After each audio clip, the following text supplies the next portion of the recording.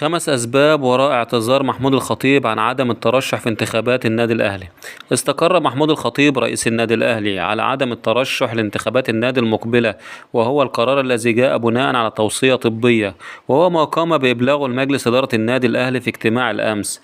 وكشف مصدر داخل النادي الأهلي في تصريحات لموقع الوطن سبورت عن الأسباب المرجح أن تكون سببا في قرار الخطيب بعدم الترشح في الانتخابات المقبلة. أولا، حالته الصحية، وأوضح المصدر أن السبب الأول والرئيسي هو حالته الصحية، والتي دفعته لاتخاذ هذا القرار بعدم الترشح، خاصة في ظل حاجته للراحة والهدوء من أجل التعافي.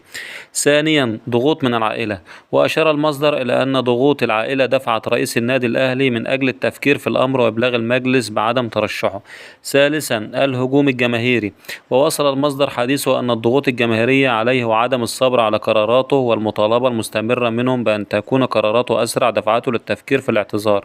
رابعا، البحث عن بديل للمستقبل، وأشار المصدر إلى أن الخطيب يرى ضرورة وجود بديل، وأن الفترة المقبلة تحتاج للتغيير ومنح الجمعية العمومية أحقية اختيار شخصية قادرة على إدارة النادي والنجاح في كافة الملفات. خامسا، هجوم حسام غالي، وأوضح المصدر أن هجوم حسام غالي عضو مجلس الإدارة تعد من ضمن الأسباب وليست سببا رئيسيا في القرار، حيث شعر الخطيب بتعرضه للطعن من داخل المجلس. رد فعل مجلس إدارة الأهلي بعد إعلان الخطيب المفاجئ. أصدر مجلس إدارة النادي الأهلي بيانا مطولا للتعقيب على إعلان محمود الخطيب رئيس النادي اعتذاره عن خوض انتخابات الأهلي المقبلة المقرر إجراءها في أكتوبر القادم، وذلك بداعي ظروفه الصحية التي تستلزم العلاج والراحة. وأكد المجلس في بيانه رفضه القاطع لقرار الخطيب بالابتعاد عن الساحة، سواء في الفترة المتبقية من ولايته أو بالامتناع عن الترشح في الانتخابات المقبلة، مشددا على أن النادي في أمس الحاجة إلى جهوده وقيادته لتحقيق المزيد من الإنجازات.